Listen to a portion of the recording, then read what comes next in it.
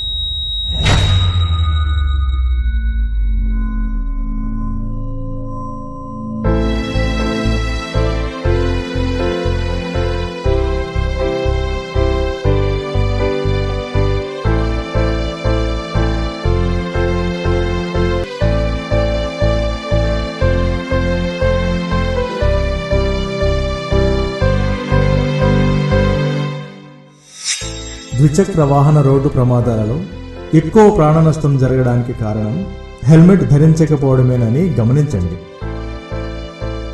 చిన్న నిర్లక్ష్యం కాకూడదు మన ఆత్మీయుల జీవితాలలో పెద్ద విషాదం.